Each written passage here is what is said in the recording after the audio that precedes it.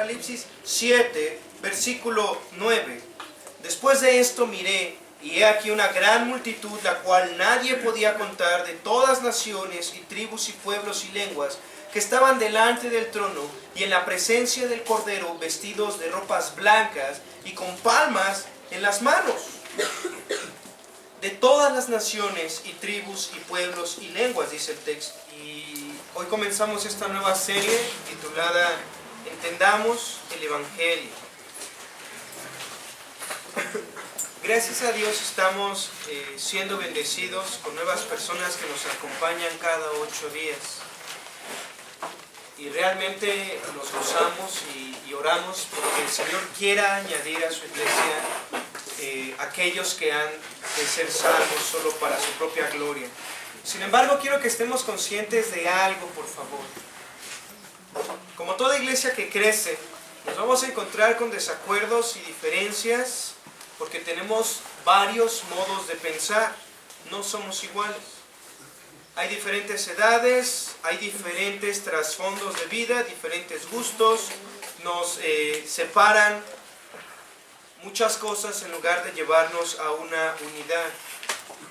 Nos debe de surgir entonces una pregunta: ¿por qué estoy aquí? ¿Por qué estoy aquí? Es decir, ¿por qué me estoy reuniendo aquí?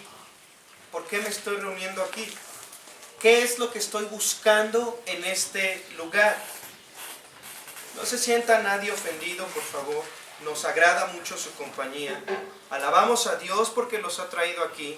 Sin embargo, cada uno de nosotros, no solamente los recién llegados, sino también los que llevan un poco más de tiempo, debemos ser muy honestos en responder esa pregunta. Porque eso va a determinar nuestro sano crecimiento como iglesia, nuestra amistad, nuestro compañerismo, y nos va a evitar caer en lazo del diablo. Muchas veces se cree que el pastor de la iglesia es la máxima autoridad de la iglesia. Otras veces se cree que la iglesia es un grupo donde me van a ayudar, así que voy a la iglesia porque allí me van a ayudar. Y otros creen que cuando yo siga yendo a la iglesia a congregarme, entonces todo va a cambiar uno de estos días. Solo tengo que seguir yendo. Pueden pasar muchas ideas por la cabeza de una persona cuando llega a una iglesia, y depende a dónde uno entre va a ser lo que se le va a enseñar y lo que va a aprender y lo que va a estar creyendo y practicando durante muchos años de su vida. Así que si están aquí hoy, quisiera influenciarlos a ustedes en el Señor en responder: ¿por qué me estoy congregando aquí? ¿Qué es lo que busco al estar aquí? Hay muchas cosas que la gente cree de sus iglesias sin saber jamás que son mentiras. Ya sea porque sinceramente están engañados sin saberlo, o porque se dan cuenta, pero por causa de que tienen miedo o tienen pereza espiritual, no quieren cambiar el modo en el que se llevan las cosas en la iglesia. Estoy más cómodo, ya se ha practicado durante muchos años, así que mejor nos quedamos así. Hay gente que dice: este modelo de iglesia ha funcionado por muchos años, hay que quedarnos así, porque si funcionó antes, funcionará ahora. Y siguen más tradiciones, siguen más modelos que realmente ir a la Escritura. Es por eso que debemos estar de acuerdo en lo que creemos. Algunas personas dicen: yo pienso que, o fíjate que, o según mi experiencia, y la gente comienza a dar muchos comentarios: fulanito de tal y esto y el otro, fíjate lo que está haciendo, no, es que no debería de tomar esa decisión, no, porque yo hace muchos años, cuando estaba en el mundo, tomé esa decisión. Y la gente comienza a hablar de sus experiencias y sus experiencias y sus experiencias, sus puntos de vista, sus filosofías, sus propias conclusiones. Y entonces por eso es que hay divisiones en las iglesias. Por eso es que no tenemos una unidad como iglesia. Y volvemos a hacer la misma pregunta: entonces, ¿por qué me estoy congregando aquí? Alguna vez se estuvo reuniendo un hombre de la comunidad lésbico gay, y a él no le gustaba que le dijeran que él estaba en pecado. Y yo le terminé diciendo: mira amigo, si no te gusta, ve al mundo. Allá no te van a decir nada. Si tú te juntas con un grupo de gente como tú, allá no te van a decir nada. Pero estás viniendo a una iglesia que quiere creer lo que la Biblia dice. Y no lo estamos inventando, la Biblia lo está diciendo.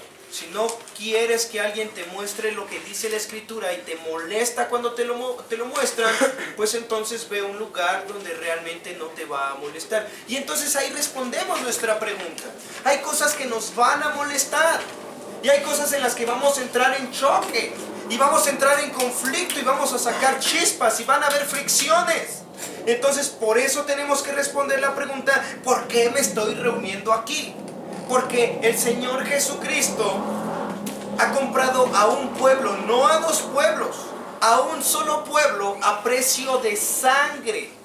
Y como lo leímos hace unos momentos en Apocalipsis 7, de toda nación, pueblo, tribu y lengua, solamente sacó un pueblo, y ese pueblo está en el cielo en Apocalipsis 7 con un solo mensaje: la salvación pertenece al que está sentado en el trono y al Cordero.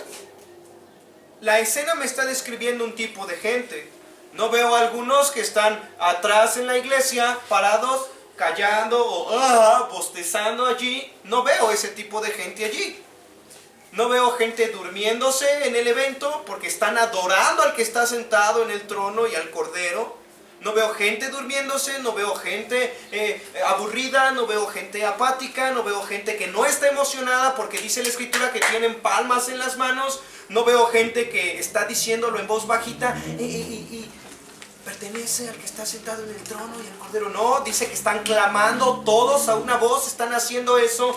Veo gente con un solo sentir, con una sola creencia, con una sola fe, con una sola convicción.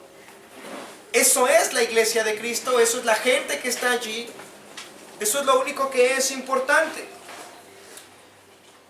Por eso es que debemos estar de acuerdo en lo que creemos. Porque cuando veamos que alguien se está desviando, ¿qué tenemos que hacer? ¿Cuál es nuestro punto de referencia? El mensaje de esta gente que tiene palmas en las manos. La salvación.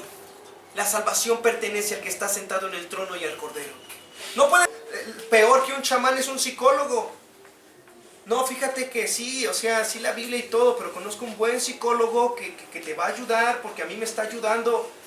¿Cómo? ¿No es pecado ir al psicólogo? No, ¿cómo crees? Es bueno, es un psicólogo cristiano. Entonces, el mensaje es uno solamente. ¿Tienes un problema? La salvación pertenece al que está sentado en el trono y al Cordero. Es todo. Oramos. Y quizá después te hago un tecito natural, un remedio natural. Y oramos. Y nos ponemos en las manos del Señor. Porque creemos eso, ¿verdad? Creemos que la salvación pertenece al que está sentado en el trono y al Cordero. No creemos en que alguien de esta tierra nos pueda dar la salvación, nos pueda ayudar. No creemos eso. Espero. Creemos que solo de uno es la honra, la gloria y el poder. Y es del que está sentado en el trono y el Cordero, el Todopoderoso. Así que no podemos tener ni dar puntos de vista distintos. Tenemos que ser unánimes. Jamás podríamos decir entonces, yo pienso que esto, según mi experiencia, cosas por el estilo. Si esto llegara a suceder, entonces hay una pregunta. Entonces, ¿cuál es nuestro patrón de fe? ¿En qué creemos? Porque quiere decir que nosotros somos entonces una congregación ecuménica, donde aceptamos todo lo que ustedes quieran creer.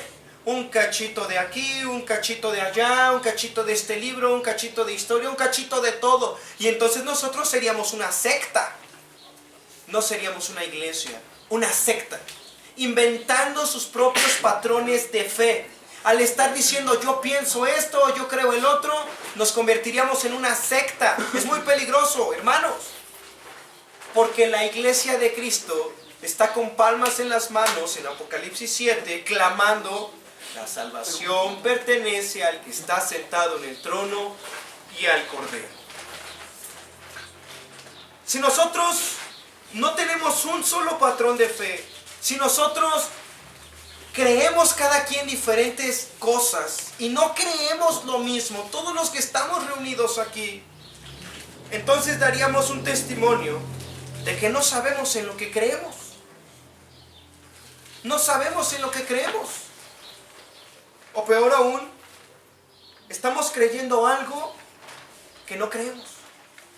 Cuánto me hubiera gustado que todos los hermanos estuvieran aquí hoy, pero aquellos que no estuvieron aquí hoy o que no nos están acompañando aquí hoy, y ustedes que están escuchando este mensaje, háganle saber esto a los demás hermanos. Porque tenemos que ser unánimes en lo que creemos. Tenemos que ser unánimes en lo que creemos. Y tenemos que ir a la Escritura para creer lo que creemos. Es decir, por un lado, podemos hablar mucho de Dios. Podemos decir, yo me congrego en una iglesia cristiana. Me da mucha tristeza ver algunas veces gente que se reúne en iglesias cristianas, pero hablo con ellos durante la semana en la calle y no manifiestan ser cristianos. No lo manifiestan hasta que me llegan a ver con la Biblia en la mano y me dicen, es una Biblia, ¿verdad? Se sienten orgullosos porque adivinan que ese libro no es un libro cualquiera, es la Biblia. ¿Es la Biblia, verdad? Les respondo, claro, es la Biblia. Ah, yo también soy cristiano. Y todo el taller mecánico refleja anticristiano. Entonces, esto es grave porque algunos de ustedes, quizá yo también, más bien nosotros, podemos reunirnos cada domingo, pero ¿perdonas? ¿Eres una persona que tienes problema con la amargura? ¿Eres una persona que no puede abrazar a otra persona porque tiene rencor? ¿Haces acepción de personas? Yo algunas veces veo aquí en los abrazos que a veces abrazan a unos más fuerte que a otros. Esto es grave porque es acepción de personas. Quizá algunos hermanos pentecostales podríamos señalar algunas cosas en las que no estemos de acuerdo. Pasó una vez que fui a visitar a un hermano y lo primero que hizo un hombre de la fila de hasta adelante, porque yo me senté en la fila de hasta atrás, ellos no se abrazan, pero se levantó cuando supo que yo era nuevo y que estaba ahí de visita, se levantó, recorrió 3 filas atrás, me estrechó la mano y me dijo, bienvenido, soy el hermano tal, y me abrazó, y regresó a su lugar al frente. ¿Tienen idea de lo que es una devoción? Nuestros hermanos pentecostales podrán, sí, hacer prácticas que no congeniamos, pero en algunos o muchos de ellos hay una firme devoción. No es una doctrina fría como el hielo. Y lo que vemos en Apocalipsis 7 es la salvación pertenece al que está sentado en el trono y al Cordero, pero ellos no lo están diciendo en firmes. Ellos lo están haciendo con palmas en las manos y clamando. Aquí hay algo que comienza, o quiero que sacuda, si es verdad que todos creemos lo mismo. Porque tenemos que llegar a ser unánimes. Porque cuando alguno llega a tener más devoción que otro, empiezan las críticas.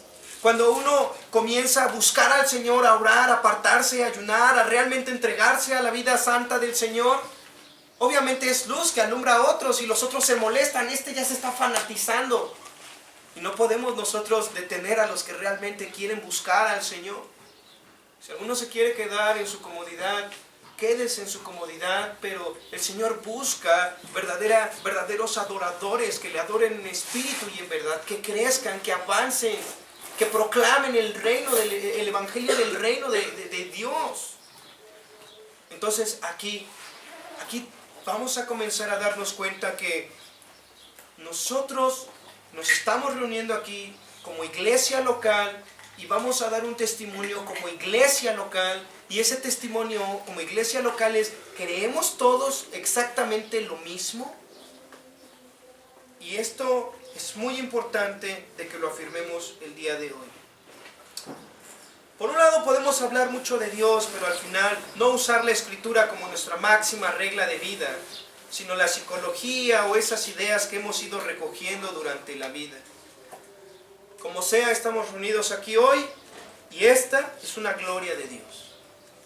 ¿Cómo puede haber gente de diferentes edades y diferentes trasfondos compartiendo este mismo lugar?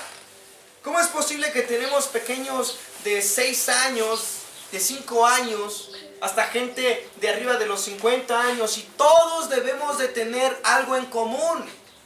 Todos debemos de tener exactamente el mismo sentir.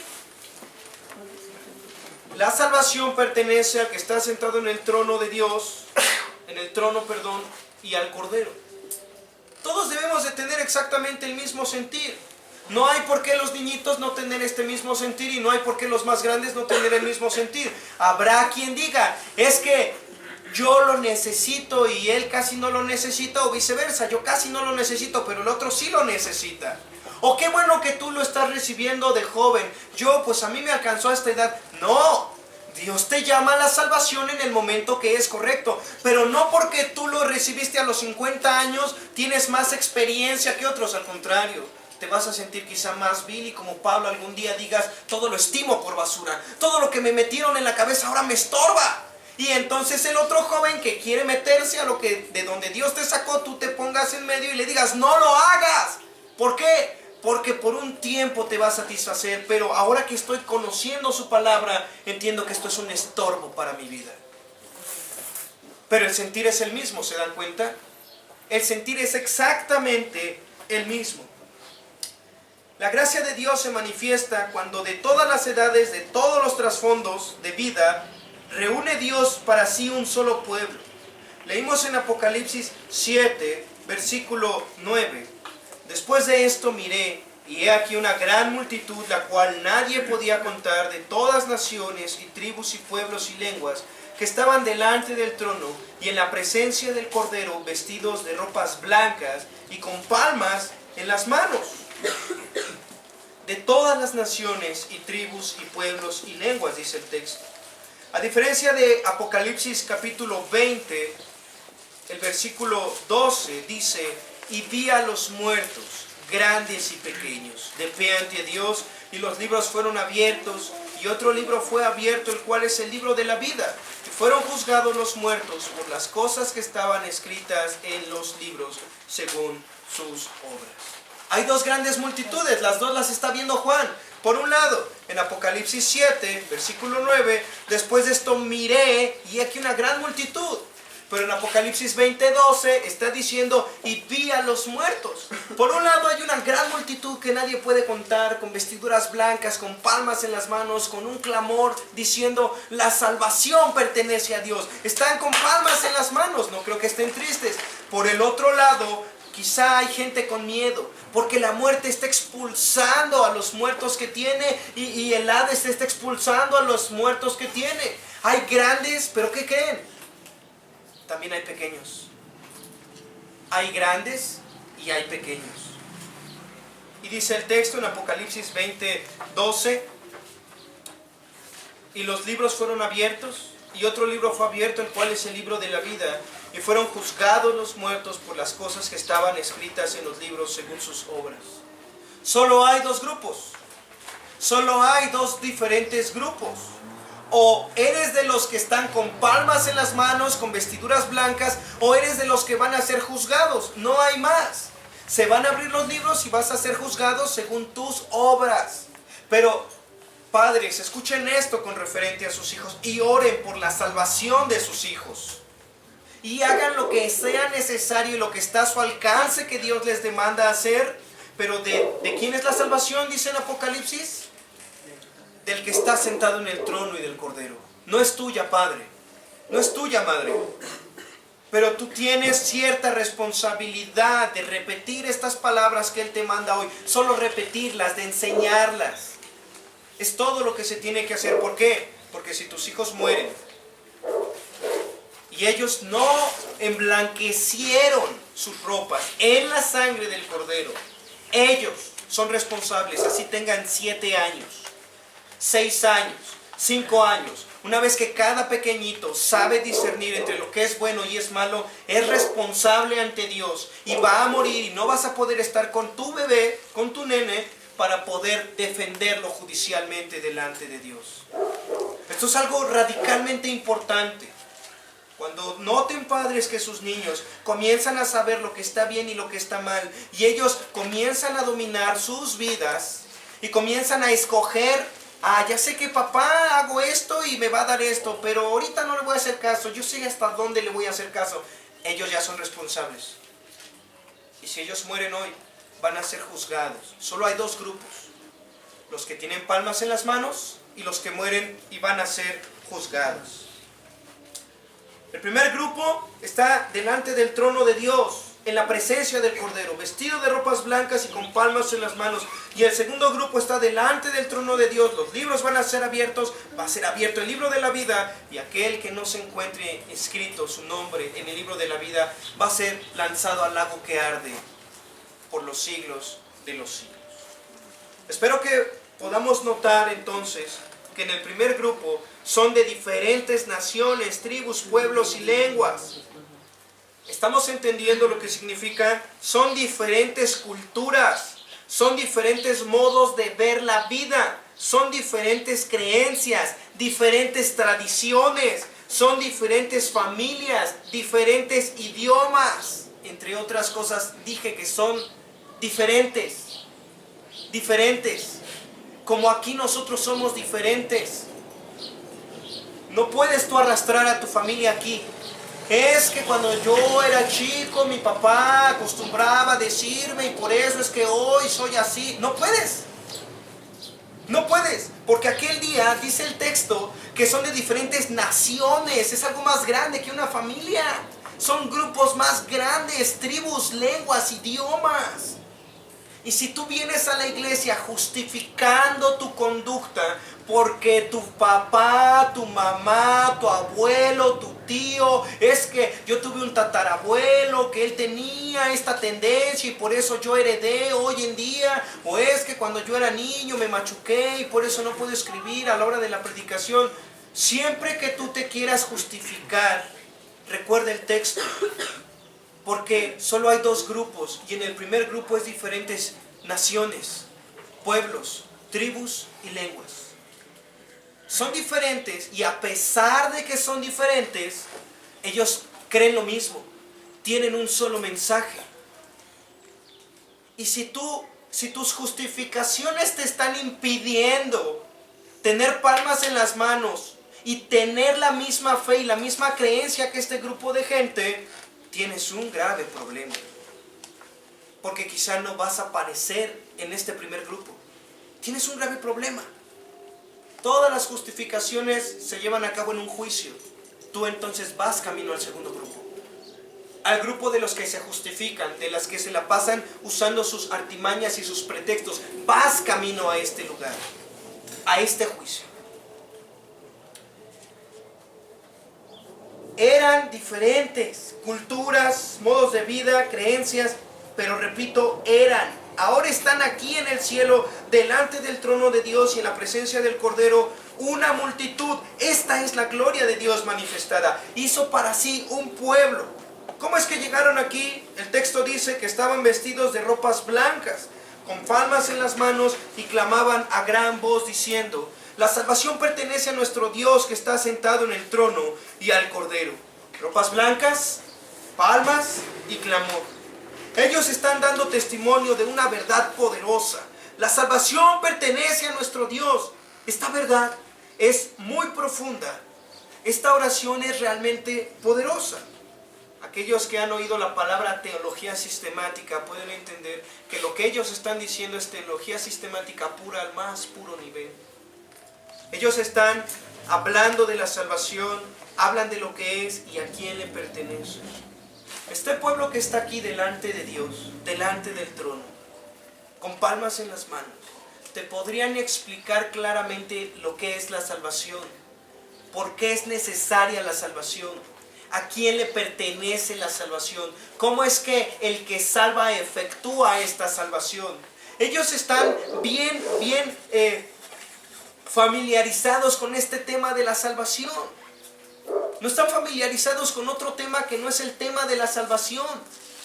Y quiero que entendamos porque el grupo que está en el cielo domina el tema de la salvación. Está tan familiarizado que es lo único de lo que habla en el cielo. No le están alabando a Dios por otra cosa más que por la salvación. Y esta teología, al menos esta idea de estas personas, no es una idea que ellos sacaron de otros libros o de otras ideas o de otras tradiciones. Dice, la salvación pertenece al que está sentado en el trono y al Cordero. Ellos conocen a dos personas que no son diferentes. Ellos conocen que le pertenece al que está sentado en el trono y por supuesto que saben dónde está el trono. Y en segundo lugar, al Cordero. Conocen al Cordero. Este es su único modo de pensar. No lo están haciendo de diferentes maneras. No vemos diferentes maneras de pensar. Hay unidad perfecta. Ellos unánimes dicen, la salvación pertenece a nuestro Dios. ¡Qué declaración! No solo lo están diciendo, sino que están actuando, palmean con sus manos y claman. Para ellos no es mero intelecto, es una devoción. Es decir, no están firmes, no son tristes, no están secos. En fin, lo que ellos están declarando, por supuesto que sale de su corazón.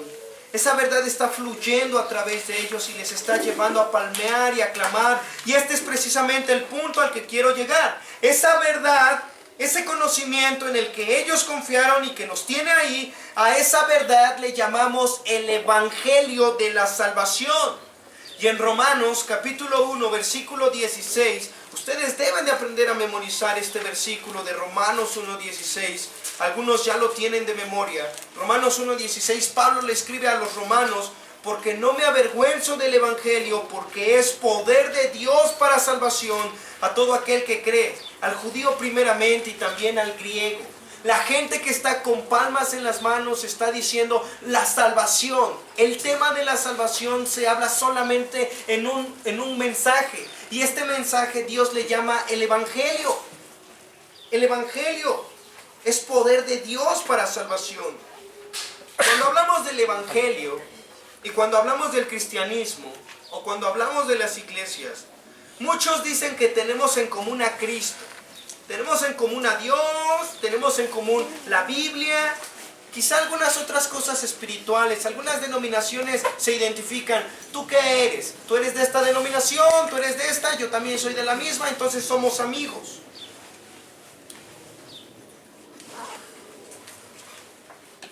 Sea lo que sea, cada cristiano ve desde su propio punto de vista el Cristo en el que cree, la Biblia que lee, y entonces llegamos al punto donde comenzamos. Somos diferentes, ¿cierto? Y mientras nosotros seamos diferentes en lo que creemos, tenemos un problema, porque Cristo no tiene dos iglesias, solo una. Cristo no tiene dos pueblos, solo uno. Y mientras nosotros como iglesia local no lleguemos al único y solo conocimiento de la verdad, vamos a estar yendo de aquí para allá. Vas a hablar con un testigo de Jehová y vas a creer lo que ellos creen. Vas a hablar con un mormón y vas a creer lo que ellos creen. Vas a hablar con un católico y vas a creer lo mismo. Y tú vas a venir aquí a la iglesia diciendo, pues todos somos lo mismo, ¿no? Todos tenemos al mismo Dios, ¿no? Todos creemos en el mismo Dios, ¿no? Vas a ir al psicólogo y el psicólogo te va a decir, pues yo también creo en Dios. Ah, bueno, entonces sí, también. Y tú vas a tener una idea confusa y vas a creer todo lo que todo el mundo te dice. Y nunca vas a conocer por qué solo este grupo está con palmas en las manos. ¿Acaso un budista te puede decir que la salvación le pertenece a Dios? ¿Acaso un mormón te puede decir que la salvación le pertenece a Dios? ¿Un testigo te puede decir que el que está sentado en el trono y el Cordero son los mismos? Por supuesto que no. Y aquí tú tienes que comenzar a entrar en una crisis existencial. ¿Creo realmente en el que está sentado en el trono? Porque me han pintado a uno y luego a otro y luego a otro. ¿Realmente creo en el que está sentado en el trono? ¿Tengo la seguridad de que la salvación le pertenece a Él? Porque mi manera de vivir refleja otra cosa. Yo digo que creo, pero siempre tengo miedo. Yo digo que creo, pero siempre tengo plan B. Voy a escuchar. Si no me gusta lo que me dice el pastor con la Biblia, entonces tengo mi plan B, y tengo mi plan C, y tengo mi plan E, hasta el plan Z1 y Z2. Siempre tengo varias opciones. Entonces la salvación no pertenece a Dios. La salvación te pertenece a ti. A ti te pertenece la salvación. Y tú eres un gran rebelde como Satanás, que quiere quitar a Dios del trono. Eso es lo que está pasando con muchos cristianos de hoy en día. Siempre no descansan, no saben orar, no saben esperar, no saben confiar, no tienen respuestas de oración. Dios no se manifiesta a sus vidas. siempre están nerviosos, siempre están ansiosos. ¿Por qué? Porque la salvación no le pertenece a Dios, te pertenece a ti, porque si le perteneciera a Él, Él salva. Pero como tú no crees que Él salve, por eso es que siempre tenemos miedos. Pero los que están con palmas en las manos están diciendo, la salvación pertenece al que está sentado en el trono, no a mí, sino solamente al que está sentado en el trono. Y lo único que yo hago es, me doblo en rodillas, elevo una oración, clamo, lo reconozco como el Salvador. Solo tú puedes hacerlo y Él se manifiesta. Él responde verdaderamente. ¿Cómo lo sé? Porque me salvó. Primero me salvó a mí, por lo tanto creo que puede salvarlo a Él. Pero si no me ha salvado a mí, por eso dudo que lo pueda salvar a Él. Si no has podido conmigo en muchos años, oh Dios del cielo, ¿cómo lo vas a salvar a Él? Bueno, a Él porque no era tan malo, Él sí, qué bueno que lo pudiste salvar, pero yo soy tan difícil de salvar, piensan algunos. Y es un grave problema, es un grave problema.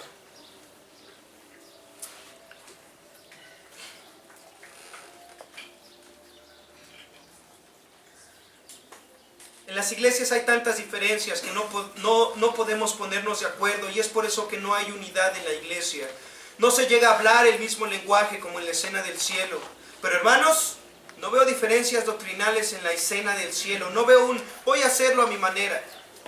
No veo ahí los que están con palmas en las manos, no veo a unos saltando y otros diciendo es en firmes y otros palmeando, otros porque aplaudes. No, lo que veo de dos formas, y es serio y es grave, es que no hay diferencias doctrinales. Creen una sola cosa, creen lo mismo, unánimes, están diciendo un solo mensaje.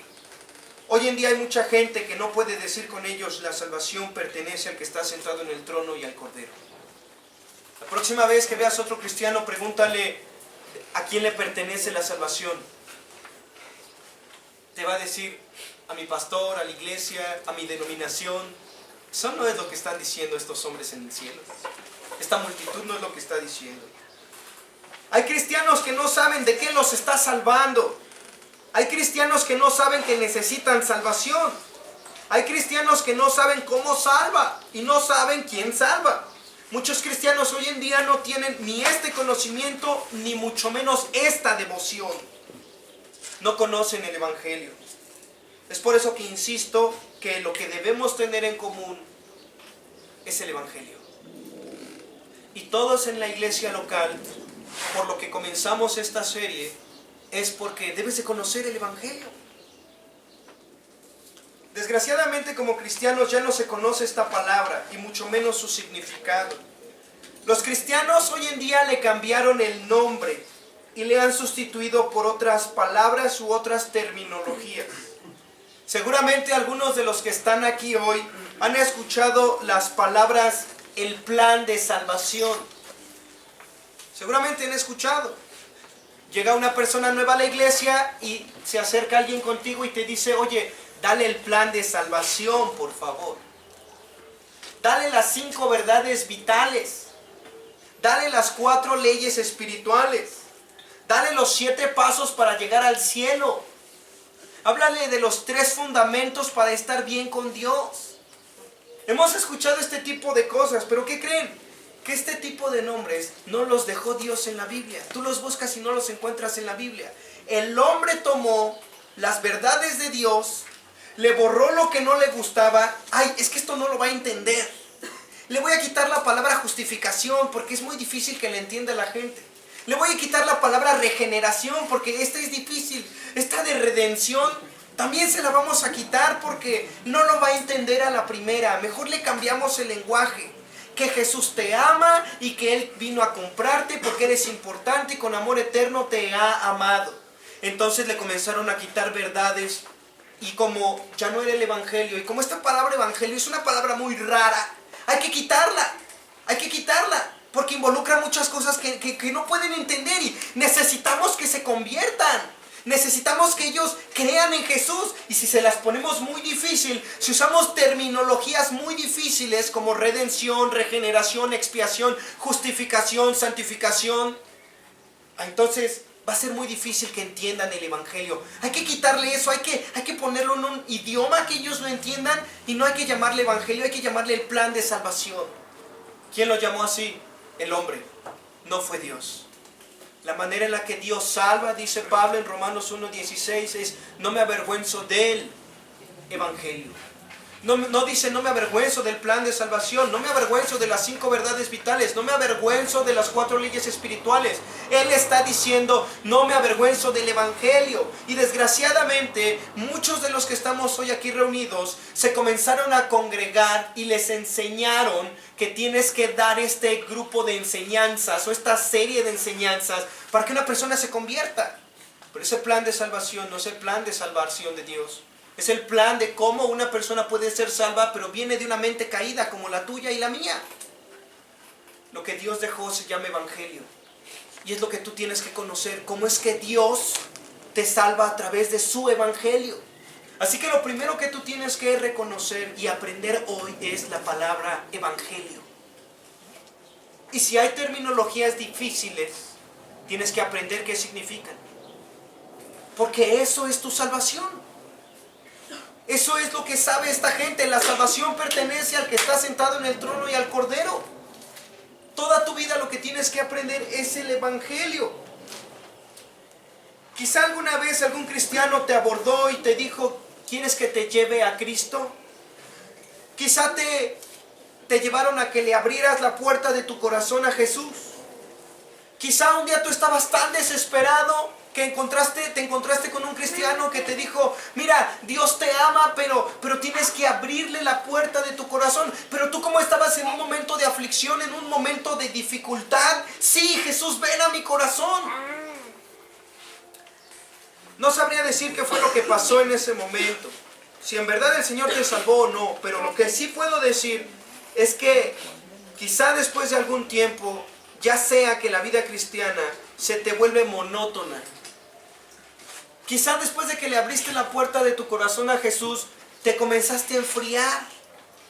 O, como algunas personas, algunos cristianos dicen, tal vez te apartaste por un tiempo.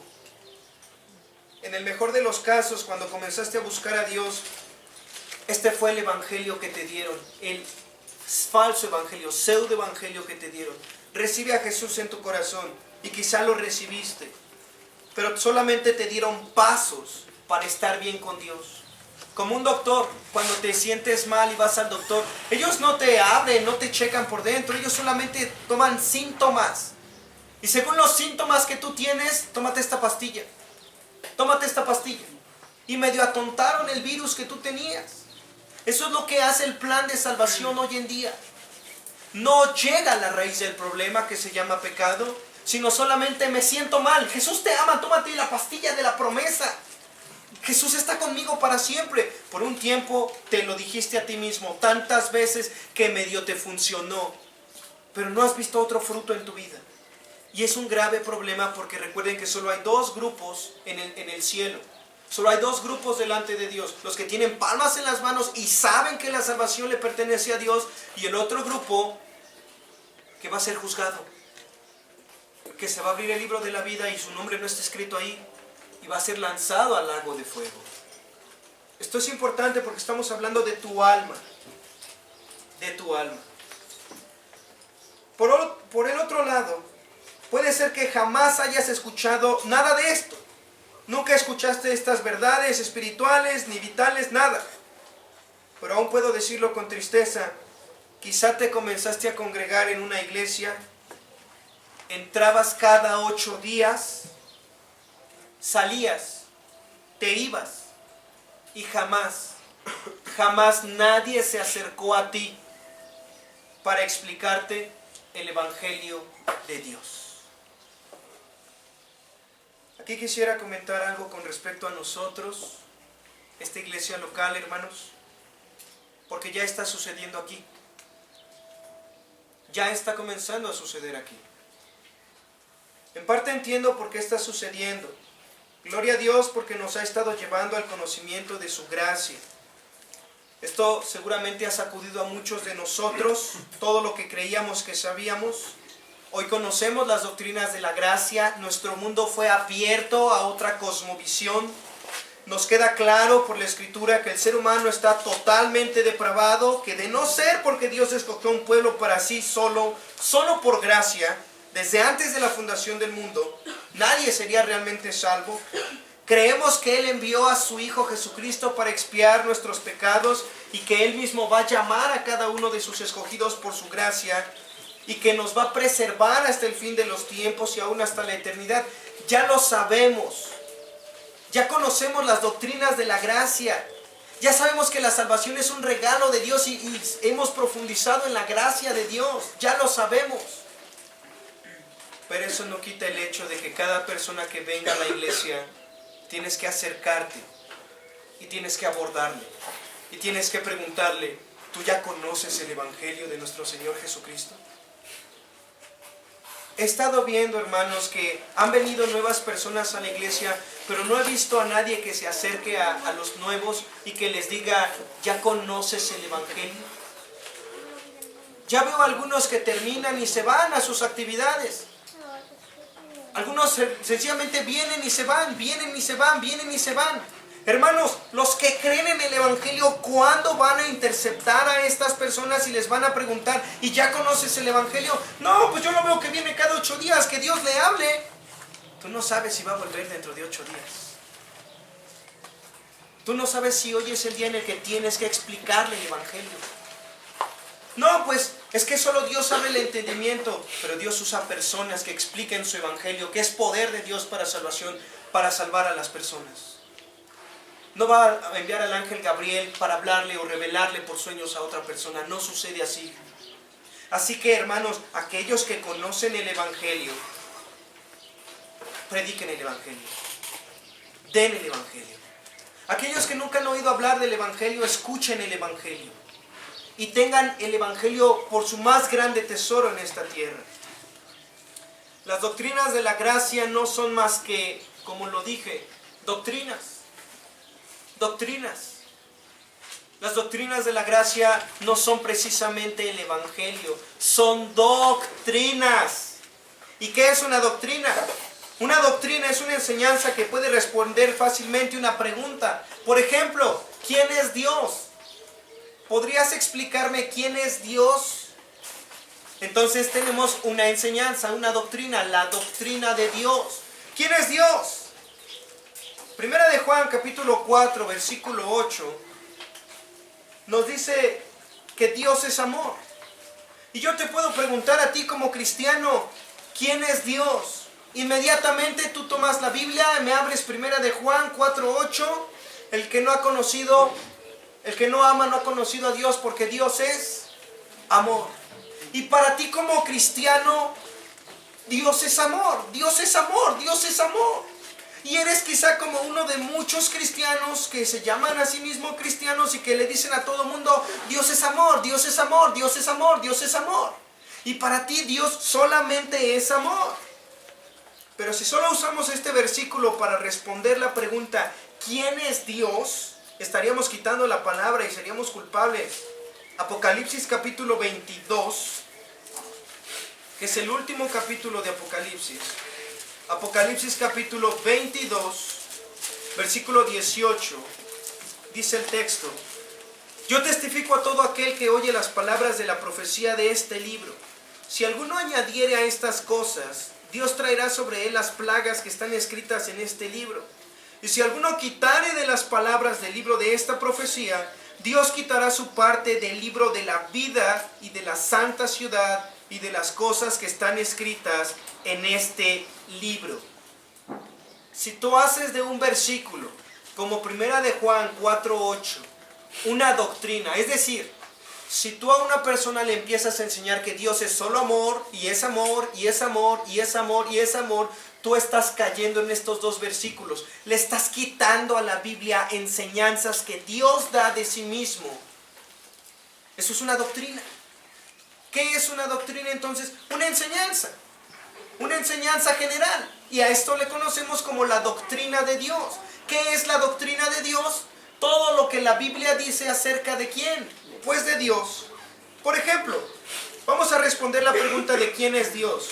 Vamos a Deuteronomio capítulo 4, Y así como leímos en Primera de Juan, aquí vamos a leer en Deuteronomio 4, versículo 24. Deuteronomio 4, 24. Porque Jehová tu Dios es fuego consumidor, Dios celoso.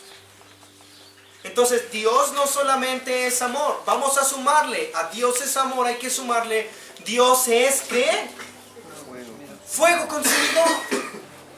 Fuego consumidor. Y si Dios es fuego consumidor, ponte a pensar, ¿qué resiste el fuego?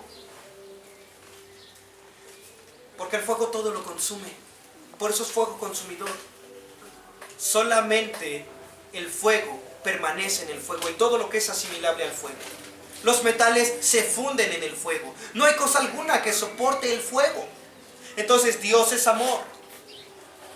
Por eso Juan el Bautista decía, arrepentíos. Después de mí viene uno que es más poderoso que yo. Él los bautizará en Espíritu Santo y fuego. Si el Espíritu de Cristo no está dentro de ti, entonces no hay fuego. No eres asimilable a Él. El día que tú te quieras acercar a Él vas a ser consumido. El día que te quieras acercar a este Dios de amor, sí, Él es amor, pero también es fuego consumidor, Dios celoso. Acércate a Él y ¿sabes lo que te va a suceder? Vas a ser consumido. No eres asimilable a Él. Eso es la doctrina de quién es Dios. Tenemos dos versículos. Agreguemos en Deuteronomio capítulo 10. Deuteronomio capítulo 10, el versículo 17. Deuteronomio 10, 17. Porque Jehová nuestro Dios es Dios de dioses y Señor de señores, Dios grande, poderoso y temible, que no hace acepción de personas ni toma cohecho. Hay que sumarle, Dios es amor, Dios es fuego consumidor y Dios es celoso. Dios también es grande, poderoso y temible, pero Dios no hace acepción de personas ni toma cohecho. ¿Qué es cohecho? ¿Alguien lo sabe? No es corrupto, no es corrompible. Entonces, si Dios es amor, no te puedes salvar porque es amor. Porque dice que Él no hace acepción de personas. El día que tú te presentes delante de Dios, no vas a poder justificarte con nada. Es que mi abuelo era así, yo heredé esto de chiquito, fue difícil mi vida, Dios, pues tú sabes, tú lo sabes todo, yo tuve que trabajar y estudiar al mismo tiempo, crecí sin papás y entonces tengo que echarle ganas ahora, por eso no me puedo congregar. Tú no vas a poder llegar con Dios y decirle eso, porque dice la Escritura que aunque Dios es amor, Él es fuego consumidor y Él no hace acepción de personas. Por la vida que tú hayas tenido, Él no te va a decir, bueno, cambio la Biblia. Esta Biblia es para de aquí para allá los malos. Pero te voy a hacer una nueva Biblia a ti. Una que diga que si tú tuviste esta vida, entonces solamente permanece fiel y congrégate cuando puedas y hacemos lo que hacemos. Eso no es lo que la Escritura nos dice. Es una Biblia para todos, ¿cierto? Y es una revelación para todos nosotros. Entonces no toma cohecho. Adelante de Deuteronomio tenemos el libro de Josué, capítulo 2.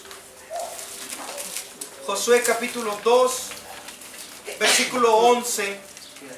Josué 2:11. Oyendo esto, ha desmayado nuestro corazón, ni ha quedado más aliento en hombre alguno por causa de vosotros, porque Jehová vuestro Dios, que es Dios arriba en los cielos y abajo en la tierra. Dios no solo es Dios arriba en los cielos, también abajo en la tierra. O sea que este Dios no solo gobierna los cielos, sino todo lo que está en la tierra. Al presidente de la república, a tu jefe en tu trabajo, la economía mundial, las enfermedades, las universidades, las preparatorias, las primarias, las secundarias, el Senado, no solo el de la república, sino el de Estados Unidos, el parlamento en Inglaterra. Dios es Dios arriba y Dios abajo en la tierra. Así que entonces, ¿por qué estás ansioso? Esa es la doctrina de Dios, ¿te das cuenta? Tenemos que juntar todos los versículos. Quiero que vayamos rápidamente a Segunda de Crónicas, capítulo 30. Segunda de Crónicas, capítulo 30, el versículo 9. 30, verso 9. Porque si os volviereis a Jehová, vuestros hermanos y vuestros hijos hallarán misericordia delante de los que los tienen cautivos. Y volverán a esta tierra, porque Jehová nuestro Dios es clemente y misericordioso, y no apartará de vosotros su rostro, si vosotros os volvieseis a Él. Dios es clemente y misericordioso solo cuando pasa algo. ¿Cuándo? Cuando la gente se vuelve a Él. Cuando la gente se vuelve a Él, entonces Dios es clemente y misericordioso. Santiago lo dice: acercaos a Él y Él se acercará a vosotros. No puede ser que quieras que Dios sea misericordioso contigo cuando vives en tu pecado. Eso no es que Dios te ama, eso no es Dios es amor, Dios también es fuego consumidor. Pero Dios va a ser misericordioso contigo cuando tú te vuelvas a Él. Así es lo que la Biblia habla. Por último, vamos a Job y a Salmos. En el libro de Job, capítulo 36, nos da mucha luz de quién es Dios. Job 36, versículo 5. Job 36, 5 dice: he aquí que Dios es grande, pero no desestima a nadie. Es poderoso en fuerza de sabiduría. Entonces, ¿en qué es poderoso? Y Santiago lo va a repetir: si alguno tiene falta de sabiduría, pídala a Dios, la cual da abundantemente a todos. ¿Dios es fuerte en qué? En sabiduría. Dios está sentado en el trono.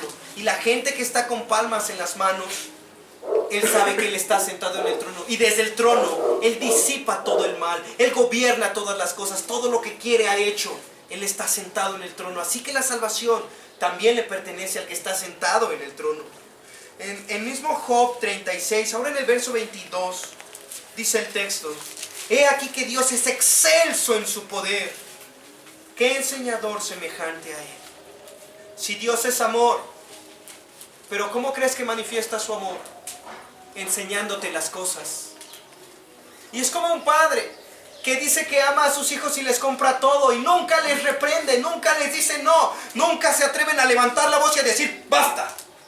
Porque ¿cómo voy a mostrar ese amor a mis hijos? ¿Sabes lo que hace Dios? Lo que hace Dios es que te enseña, ahí muestra su amor. Jesús dijo: nadie tiene más grande amor que dar la vida por los amigos. Así es como Dios muestra el amor. ¿Cuándo tú muestras el amor a otra persona? Cuando le enseñas a otra persona. Cuando das la vida por el otro para enseñarle. Ahí manifiestas amor. Cuando le manifiestas que lo odias, cuando le das todo. Ahí manifiestas que lo odias. Y en Job 36, 26 dice: he aquí, Dios es grande y nosotros ¿qué? No le conocemos. Como es tan grande, tú y yo, seres humanos, pequeños, finitos, ¿sabes lo único que podemos decir? No le conocemos. Es tan infinito, es tan excelso, pero termina diciendo: ni se puede seguir la huella de sus años. ¿Qué es la doctrina de Dios? ¿Dios es amor solamente? Rebasa que Dios es solo amor. Dios es celoso, Dios es fuego consumidor. Y en Salmo, capítulo 7, el versículo 11, uno de los que la gente no sabe congeniar. Supón que eres una persona que todo el tiempo dices: Dios es amor, Dios es amor, Dios es amor, Dios es amor. Lee este texto, Salmo 7:11. Dios es juez justo y está airado contra el impío todos los días. ¿Cómo congenias estos dos extremos? Dios es amor, pero Dios está airado. ¿Cómo congenias estas dos cosas? O Dios es amor o Dios está airado. ¿Sabes lo que es airado? Es una ira. Está enojado, pero no es como nuestra ira. Él no ha perdido el control. Él está esperando que te arrepientas. Él te va a llamar al arrepentimiento. ¿Cómo congenias? Entonces la doctrina hace eso. Toma todos los versículos de la Escritura, agota a todos y junta una sola enseñanza y al final, ¡pac!, te da una enseñanza. Las doctrinas de la gracia no son más que haber juntado todo lo que habla la Escritura acerca de su gracia y lo resumió en 5 verdades nada más. El tuli, las doctrinas de la gracia. ¿Pero qué es? Que solo son doctrinas para enseñar. Las doctrinas te dan una respuesta sencilla, concreta. Ahora tú me preguntas: ¿quién es Dios? Y yo te respondo: Dios es amor, es celoso, es fuego consumidor, es excelso en sabiduría. No le conocemos, es infinito, es juez justo. Él no hace acepción de personas. Te estoy respondiendo quién es Dios, de toda la Escritura.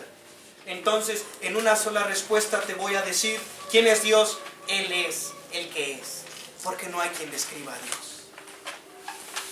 Ya te resumí todo lo que dice la Biblia en una sola enseñanza. Eso es una doctrina, hermanos.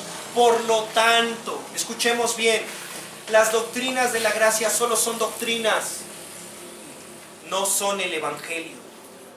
Pero el Evangelio no es una doctrina solamente. ¿Qué es el Evangelio entonces? La Escritura dice, por allá de Mateo 24, 14.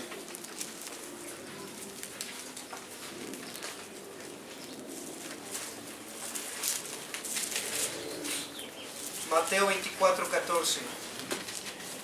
Y será predicado este evangelio del reino en todo el mundo para testimonio a todas las naciones, y entonces vendrá el fin. La Biblia dice que el evangelio se predica. Una doctrina no se predica, se enseña. Quiero que notemos esto bien importante, porque una enseñanza tiene un inicio y tiene un fin. Tú no aprendes 2x2 de primero hasta la universidad. Solo por un tiempo aprendes 2x2, 2x2, 2x2, 4, 2x2, 4, 2x2, 4. Esas son doctrinas. Son números. Son datos. Esas son doctrinas. Pero el Evangelio, hermanos, no se acaba de aprender, no se acaba de conocer. Vamos a ver qué más dice la Escritura. En primera carta a los Corintios, capítulo 15. ¿Qué dice la Biblia del Evangelio? Versículo 1, 1 Corintios 15, 1.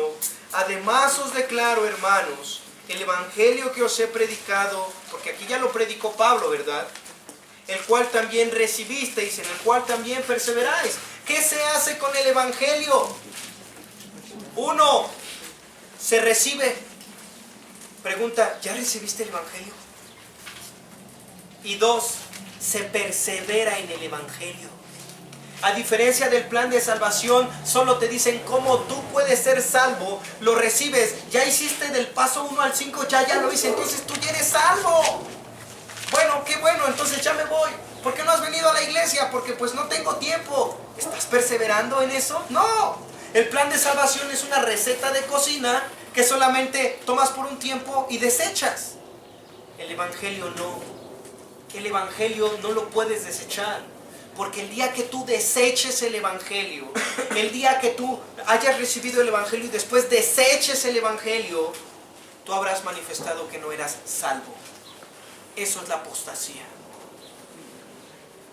Así que el Evangelio no es algo que se enseña en un folleto solamente. El Evangelio es algo que se manifiesta en cada página de la Escritura. El Evangelio se recibe y se persevera en él. Y después nos habla del Evangelio. Vamos a regresar a Romanos 10, versículo 16. Romanos 10, versículo 16.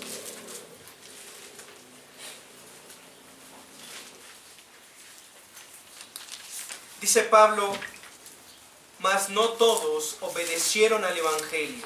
Pues Isaías dice, Señor, ¿quién ha creído a nuestro anuncio? El Evangelio no solo se predica, no solo se recibe y no solo se persevera en él.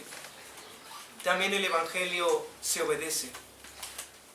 Y esto tiene que tirar a muchos de nosotros. Todavía escucho por ahí algunos que tienen miedo. ¿Y si no soy escogido? Hay algunos que dicen, es que hoy no me siento salvo. Es que hoy no siento que Dios está conmigo. Tú recibe el Evangelio. Tú persevera en el Evangelio. ¿Cómo vas a perseverar en el Evangelio? Obedeciéndolo.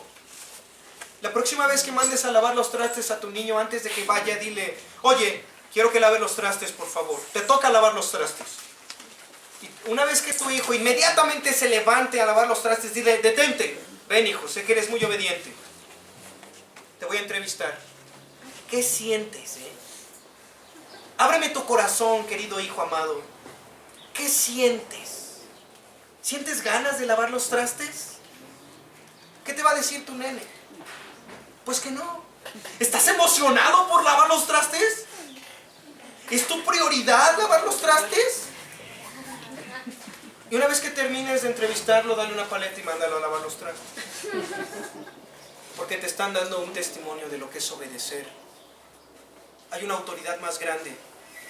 Así que el evangelio no es de que tengas ganas, no es de que tengas tiempo, no es de que te sientas motivado o desmotivado.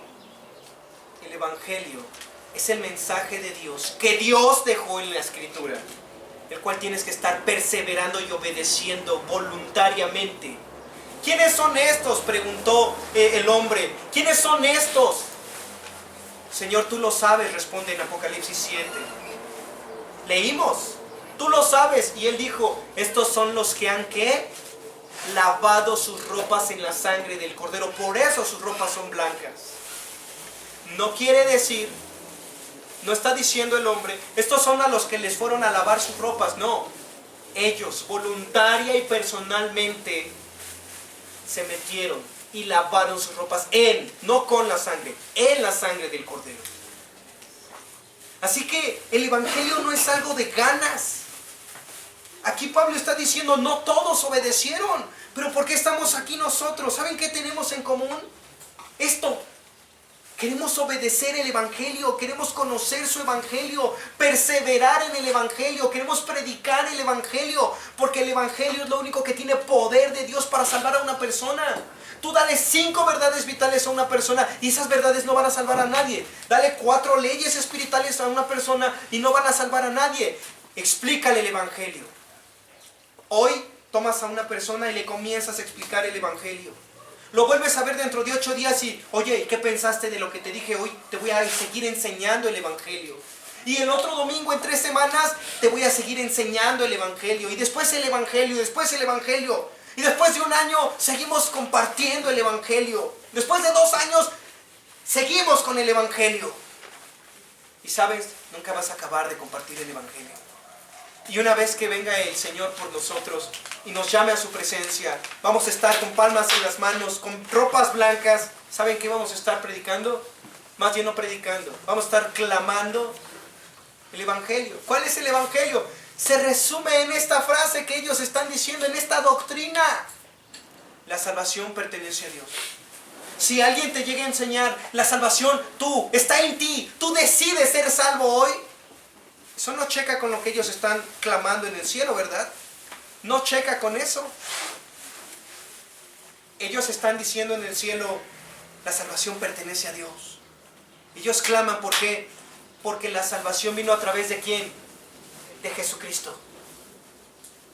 Y ellos fueron llevados a estas fuentes de agua. Ellos fueron llamados por el buen pastor y ellos como ovejas escucharon la voz del pastor. Ellos fueron llevados a la fuente de sangre, donde lavaron sus ropas. Ellos han estado siendo llevados por el buen pastor, que es el Señor Jesucristo.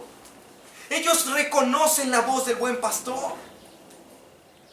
Y una vez que ellos fueron llevados a su presencia, ellos lo único que pudieron decir fue, la salvación pertenece al que está sentado en el trono y al Cordero. Yo no hice nada para salvarme. Él me buscó. Yo no hice nada para limpiarme. Él entregó su cuerpo en el madero para ser destrozado y me llevó. Tomé su sangre, bebí, comí su carne, bebí de este manantial precioso. Él me limpió. Él me ha sellado. Él hizo todo. De Él es la gloria, la honra y la alabanza. Esto es el evangelio, hermanos. Nunca vamos a acabar de estudiar el evangelio, de compartir el evangelio, de aprender el evangelio. Así que pregúntenle a las personas, ¿ya conoce usted el evangelio? Déjeme compartirle el evangelio. La salvación pertenece al que está sentado en el trono. Señor, toca puertas. La salvación pertenece al que está sentado en el trono y al Cordero.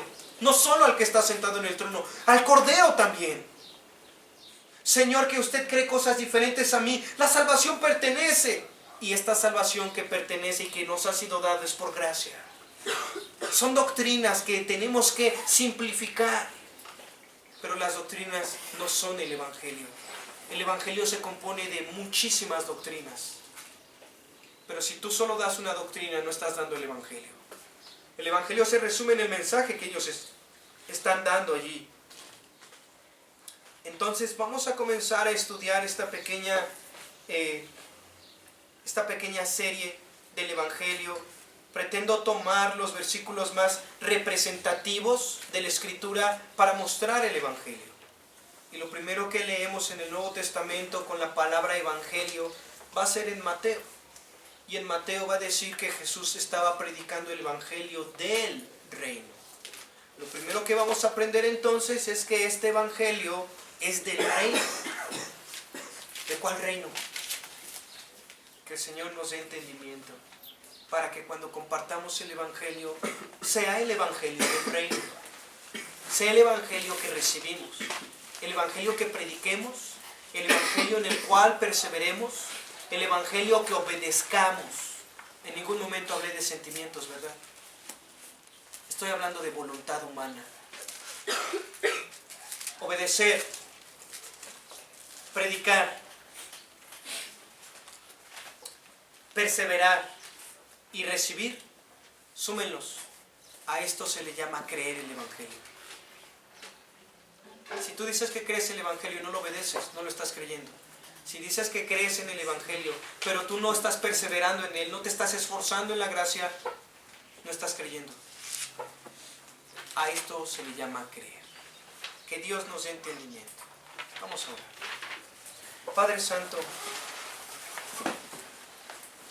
bendícenos en la manera en la que podamos tener sabiduría. Tú eres excelso en sabiduría y en poder. Abre nuestro entendimiento y permítenos recibir tu Evangelio como tal. Comenzamos esta etapa en la iglesia, Señor. Y yo quisiera que todos los hermanos, aún los que hoy no nos pudieron acompañar, puedan recibir tu Evangelio, Padre, y puedan perseverar en él, porque cada quien está o llega a profesar una creencia diferente, y todos deberíamos de ser unánimes juntamente con esta multitud de ropas blancas y decir: la salvación te pertenece a ti, que estás sentado en el trono, y al Cordero, Señor. Quisiéramos pedirte que nos lleves a comprender esta palabra de una manera más profunda, aprender tu Evangelio, creer tu Evangelio, practicar tu Evangelio, Señor, obedecer tu Evangelio, y que ninguno aquí tenga una justificación más grande, porque en tu Evangelio hay poder para salvar.